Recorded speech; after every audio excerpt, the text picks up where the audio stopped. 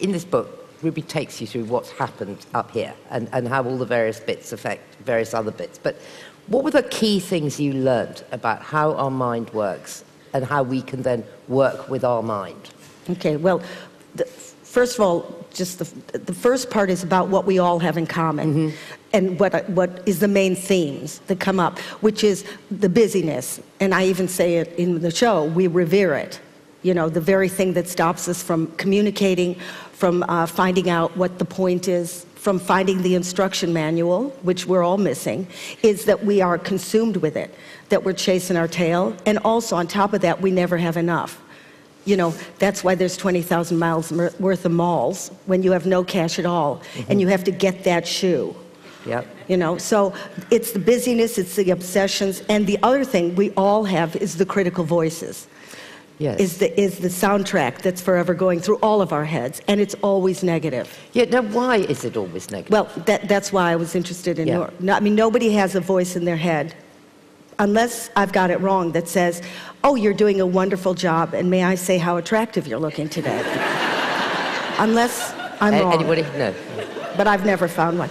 And so when you study science, there is a reason for this, which really warmed my heart, and that we all have this in common. And I don't understand why they don't sell this, why it's not on bookstalls everywhere, because it alleviates so much What, the knowledge that we all have it? The knowledge why we have it. Okay, go on. Okay, so first of all, the critical voices.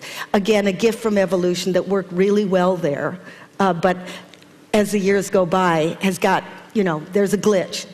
We need it because otherwise you would be hit by the next car, or you know how an animal does this? Yeah. Well, 50,000 years ago when we got language, the feeling of what's threatening, suddenly we put words to it.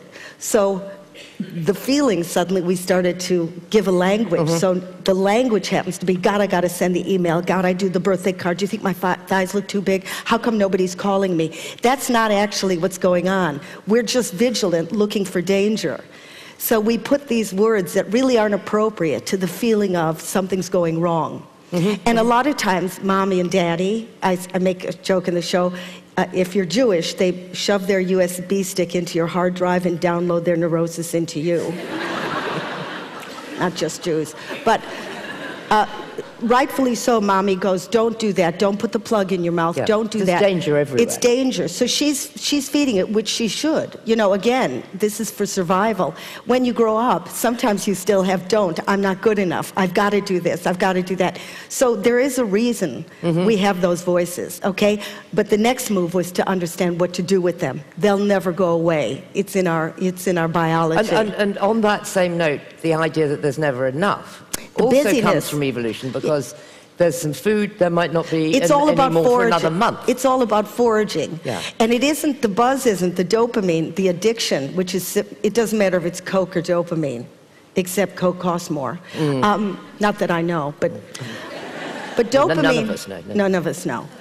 When you get something, there's a hit you get in your head, but then it's like a cigarette. When it starts to, you know, it eventually calms down, so you need another hit. That's why it's never enough. So we're kind of dragged along life by this. But originally it was to find food. Then when you'd find food, it wasn't the finding, it was the remembering where that was. So in other words, our need for the thing, it's never the thing, it's the need for the hunt. So no matter what you get, it's never enough. You just, you know, let's say you want, I'm using a Jimmy Choo shoe, right? It's never getting that, but it's the excitement of finding it. So eventually, if you're at a dinner party and somebody has the shoes you want, you will gnaw their leg off to get to that thing. And if you're Richard Branson, you have to keep going to buy another You have to company, eventually, drop from a helicopter, or not even from Mars, to get any kind of kick, because it's a gate that keeps opening that wants more and more and more. But this is why progress happens.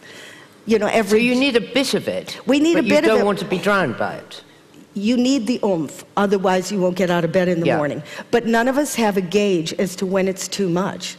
if we had a little thing that said, overload, overload, we just don't know. Same with overload, I shouldn't know about Ohio, I can't take it. I can only take what's going on with my neighbor. That's why we used to have neighborhoods, and I'd say, oh, she's having sex with the man 3 doors down. I don't want to know about the 4th door down, I can't take it.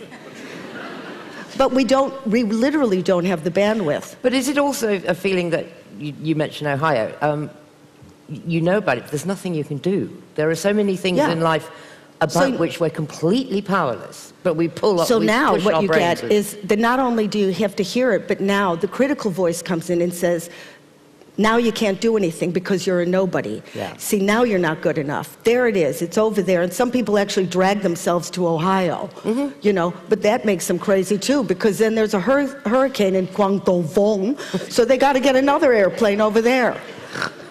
We're not supposed to go over there, unless you're one of those people where it's natural for you to do that. There are people who have the gift of this, and when they're there, they feel settled. A lot of us would just feel more nervous. We're not supposed to see those images. Some of us are just supposed to,